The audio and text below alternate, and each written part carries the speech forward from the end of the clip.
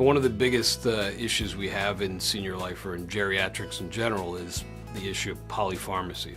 Most members come to us on a large number of medications, and so one of our first challenges is to determine the appropriateness of the medications the members currently on. The pharmacy has been wonderful in working with us, doing medication reviews after a fall, coming up with anticholinergic risk scores, working with us to find the most appropriate medications within a class, how to combine meds to simplify drug regimens, once-a-day dosing, improve compliance. We meet with pharmacy frequently on fraud, waste, and abuse issues. They're part of that team as well. So the issue of compliance in general is huge. It's not only the number of meds, what meds you're taking, but compliance is, as we all know, it's just, we can prescribe medicines that we think are good, but probably 50% of these things, people are non-compliant. So we all wrestle with that non-compliance issue. So knowing if a member's having difficulty taking their medicines or doesn't want to take their medicines, a good way for us to track that, it really helps us kind of zone in on that contract with the member and their families about what medicines are the most appropriate.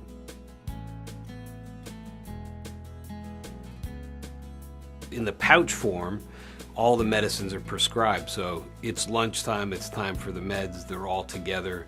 Definitely has improved compliance with taking medications. It also allows us to better monitor what in fact the member's taking. Med packs have been a huge success for us because it's really improve the adherence to a drug regimen, easier to use. Our members find that all the meds they need to take are in one simple pouch. They just open it and take it. It's also easier for our nurses to track compliance. And also if we have to make med changes somewhere through the cycle, it's also easier for us to do that as well. Within 30 days, 99% of our participants were on board.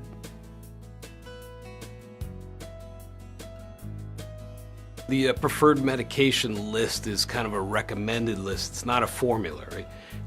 It's a list that we've come up with of most effective medications, least amount of side effects, easiest to take, promote compliance, and cost is also part of that factor. But there are places where we use more expensive drugs because we get better outcomes. So it's not just cost-driven. It's really many heads put together to come up with the most cost-effective, most quality medications that add to quality of life. Needless to say, our PMPM costs have dropped drastically because the number of medicines have dropped. Our average number across all our sites is in probably the 7.5 medications range, down from 15 plus. And that's taken a few years to get to. Takes a lot of education on our provider parts, a lot of education of members and their families to get the buy-in of why this is. It's not just saving money, it's good quality of care. It's preventing falls, delirium, hospitalizations. The medication cabinets have really helped us control our emergency use medications, and most beneficial of all for me has been able to track the narcotics. So we're able to get medications to our members quicker. We're able to track them better, and it's really helped cut down our out-of-pharmacy emergency costs, home deliveries, etc. So we're able to give the members the medicines they need in the clinic.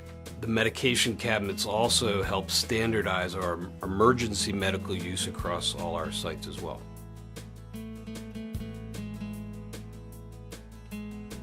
The PACE philosophy is really remarkable.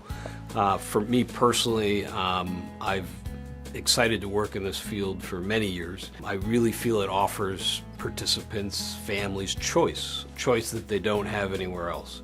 Choice to be home, choice to be comfortable. With our team approach to decision making, it's really empowered most of our participants to really live life. In fact, I hear frequently that some of the best years of my life have been at PACE, so that's reassuring. PACE allows our participants to live the life they choose.